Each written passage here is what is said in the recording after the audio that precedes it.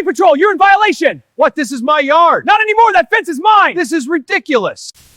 They say every neighborhood has that guy. The one who treats the HOA handbook like it's scripture, the kind of person who doesn't just read the rules but hunts with them. But in our corner of the world, that guy wasn't just annoying, he was dangerous. And his name? Well, let's call him Rick Halvorson. Rick wasn't elected, he wasn't appointed. Nobody handed him authority. He just woke up one morning and decided he was the law, strutting around our street with a reflective vest he bought online, a clipboard tucked under his arm like a badge, phone always in his hand, camera always rolling, always watching, always waiting for someone to mess up. And last week, he crossed a line he was never going to walk back from, especially not with my grandfather. Before we get into it, real quick, drop a comment and tell me what country you're watching from. Because I promise you, by the end of this story, you're going to wonder how something like this even happens in a quiet American suburb. It started early, like too early, 5:30 in the morning, that gray, half-awake hour where the world feels paused. I was in the kitchen, barely functional, pouring cereal into a bowl, when I heard the slow creak of the back fence, that old wooden groan that only happens when someone's putting weight on it. Out on the porch, my grandfather sat in his rocker, wrapped in his old army jacket, hands folded over a mug of black coffee, and without even turning his head, he muttered, "There he goes again." I didn't need to ask who. Sure enough, there was Rick climbing our fence like a burglar, boots scraping wood, phone held up in front of his face, snapping pictures like he'd just discovered evidence at a crime scene, zooming on my grandfather's tomato plants, red and green, neat rows, healthy as could be. Apparently, according to Rick, tomatoes were a threat to community standards. Let that sink in for a second. A 75-year-old veteran growing food in his own backyard was now a violation. I felt that heat rise up in my chest, the kind that makes your hands curl in a fist without asking permission. I started toward the door, ready to confront him, ready to unload every thought I'd been holding back. But my grandfather lifted one finger, slow, steady, and said, "No, patience." Then he added, real quiet, almost amused, "Let a fool show himself long enough, and he'll write his own ending." That was Grandpa, always calm, always measured, the exact opposite of Rick's twitchy, self-important energy. And this wasn't new. Rick had been poking around our property for weeks. Twice we caught him snooping near the shed. Once he even rattled the door like he expected to find something illegal inside. Fertilizer maybe, or tools not up to code, who knows, but each time, when confronted, he'd flash that tight smile and say the same thing, "Just doing my job for the HOA." Except he didn't have a job. Grandpa had already reported him to the HOA board, filed complaints, documented dates, times, photos, the whole thing, and every time, the response came from the HOA president, Marilyn Brooks, pearls around her neck, polite smile glued on her face, waving it all away. "Oh, Rick's just passionate," she said. "He really cares about the neighborhood." Passionate. That's one word for it. Another word might be obsessed. Another might be power-hungry. But the HOA hid behind technicalities, claiming Rick was acting as an informal compliance helper, whatever that means. And when Grandpa called the sheriff's office, they sympathized, but explained the gray area. Unless we caught Rick in the act and pressed charges immediately, it was our word against his. And that's when Grandpa stopped complaining and started planning. For 3 days straight, he was in the garage, door cracked open, radio playing old country songs, Hank Williams, Johnny Cash, the kind of music that sounds like hard lessons learned the long way, and every so often he'd call me in to hand him a wrench or wire cutters, or ask me to look something up on my phone. By the fourth morning, our wrought iron gate had changed. Not visibly, not in any dramatic way, but it was different. Subtle wiring, low voltage, perfectly legal, installed clean, marked clearly with a bright yellow sign that read, "Warning, electrified gate. No trespassing." Grandpa didn't cut corners. He never did. And right on schedule, before dawn, Rick came prowling again. Grandpa sat on the porch, sipping his coffee, rocking slowly while I crouched by the window inside, heart thumping so loud I was sure Rick could hear it, watching as he scaled the fence, muttering under his breath, phone already out. The second his gloved hand wrapped around that gate, snap. The jolt hit him like a slap from God. Rick yelped, high-pitched and panicked, stumbled backward, arms flailing, landed flat on his back in the dirt, scrambled up, limping toward the street like his dignity had just been ripped out through his boots. Grandpa didn't move, didn't smile, didn't gloat. He just leaned back in his chair and said softly, "That's the sound of justice." By lunchtime, the whole street knew. Rick Halvorson, the self-appointed HOA sheriff, limping down Alder Lane, had become the day's entertainment. Neighbors whispering in driveways, pretending not to stare, some of them smiling a little too hard. Rick told anyone who would listen that Grandpa had installed illegal traps, that he was endangering the community, but the problem was everyone already knew Rick. They'd seen him measuring grass with a ruler, photographing kids' bikes, peeking through curtains at night for documentation. The man wasn't enforcing rules. He was feeding something inside himself. And that's what scared me. Because when someone's obsession gets challenged, they don't usually back down, they escalate. And Rick was just getting started. All right, before we jump back into the chaos, let me pause the story for a second, because this is where a lot of people get confused, and honestly, where guys like Rick thrive. According to standard procedure, a homeowners association doesn't actually have unlimited power, no matter how loudly someone says HOA rules while holding a clipboard.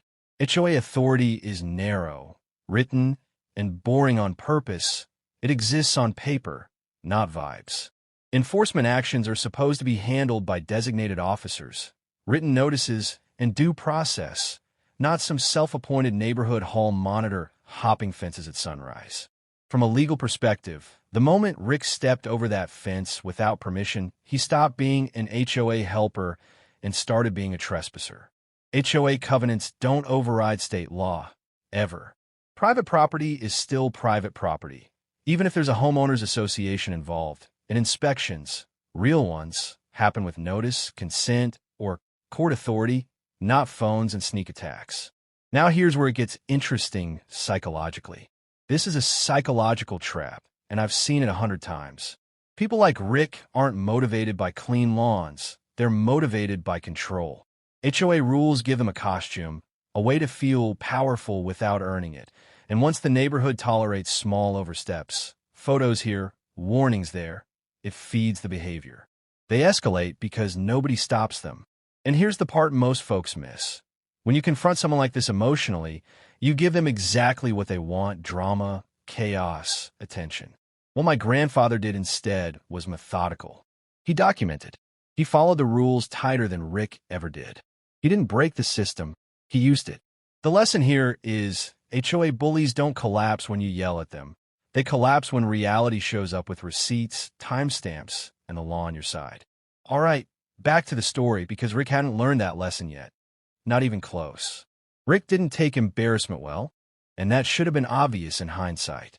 After the gate incident, most normal people would have disappeared for a while, licked their wounds, maybe reassessed their life choices, but Rick did the opposite. He doubled down, like the universe had personally insulted him, and he was determined to win no matter what it cost. For 2 straight days, he circled our block in his beat-up silver pickup, slow passes, windows down, eyes locked on our driveway like he was daring the gate to move on its own.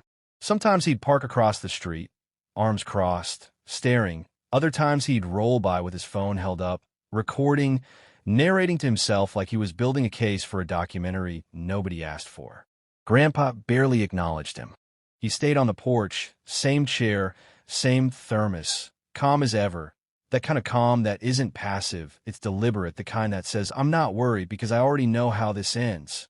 By the 3rd night, I couldn't sleep.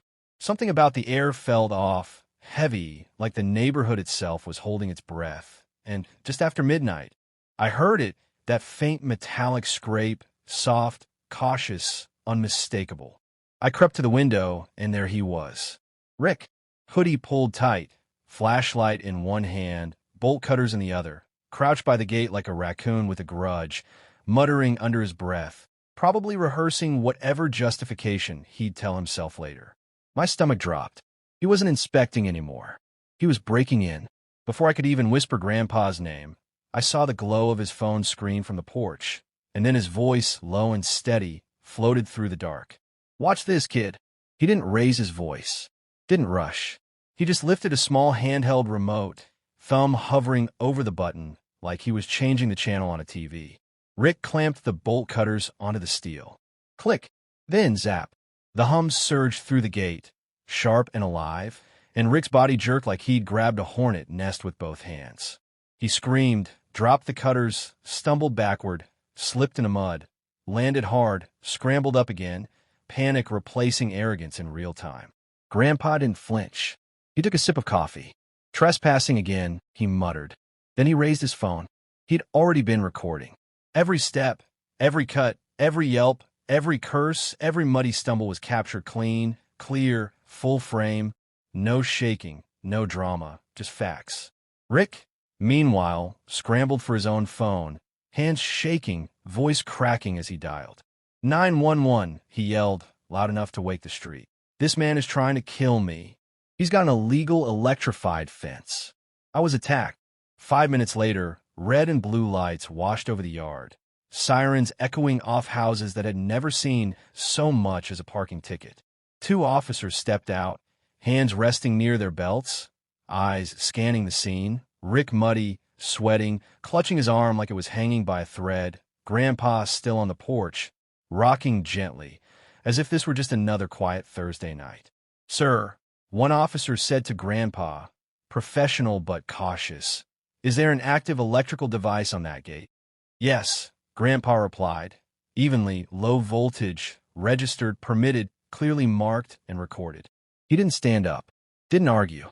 He reached to the table beside him and slid over a laminated document. Then his phone, screen still playing the video. The officers watched, silently. They watched Rick climb. They watched the bolt cutters. They watched the shock. They watched the panic. One of them looked up, expression flat. So you trespassed? Rick sputtered, eyes wide. No, I was conducting an inspection for the HOA. Inspection, the second officer repeated, eyebrow raised. At 12:30 in the morning with bolt cutters? Rick opened his mouth, closed it, opened it again, words tripping over each other. The law didn't care about his excuses. Under state code, it was clean and simple: criminal trespass, vandalism, attempted theft, and then there was the cherry on top, the false police report. The cuffs came out. Metal clicked. Rick's voice went from angry to desperate to unhinged in about 6 seconds. You can't do this. He's dangerous. He's a threat to the community. The HOA will hear about this. Nobody responded. By now, porch lights were on up and down the street. Neighbors gathered in pajamas and hoodies, watching something they'd quietly hoped would happen for months. And then something incredible happened. They clapped, not loudly at first, just a few hands, then more, until the sound filled the street, a soft, steady applause for a man who had finally said enough. Grandpa nodded once, just once at me. Sometimes, he said, justice just needs a little electricity. Rick sat in the back of the cruiser, sweat-soaked, staring straight ahead, the authority he'd pretended to have evaporating under real consequences, his reputation shredded, his power gone. The gate he thought he could dominate had become the thing that ended him. And as the cruiser pulled away, I realized something important. This wasn't just about a fence. This was about what happens when someone mistakes tolerance for permission, when small abuses go unchecked long enough that the abuser forgets the rules apply to them too. But the story wasn't quite over yet, because the real fallout was only just beginning. The morning after Rick was hauled away, the neighborhood felt different, quieter, not in a creepy way, but like a pressure valve had finally been released. People stood a little straighter at their mailboxes, waved a little longer than usual, and for the first time in a long while, nobody felt like they were being watched. That's when it really hit me. This wasn't just some wild HOA horror story. It was a case study in how power actually works in small communities. The lesson here is authority doesn't come from a vest, a clipboard, or how confidently someone quotes rules. It comes from legitimacy, consent, and accountability. Rick never had any of that. What he had was something more fragile and more dangerous. A costume of authority that everyone tolerated because confronting it felt exhausting. And that's where most HOA nightmares begin. From a legal perspective, HOAs are meant to maintain shared standards, not replace the law, not override personal property rights, and definitely not deputize neighbors to spy on each other. When someone starts acting like an enforcer without a paper trail, without written authority, without oversight, that's not community involvement. That's liability waiting to happen. But here's the psychological part that matters just as much. This is a psychological trap because people like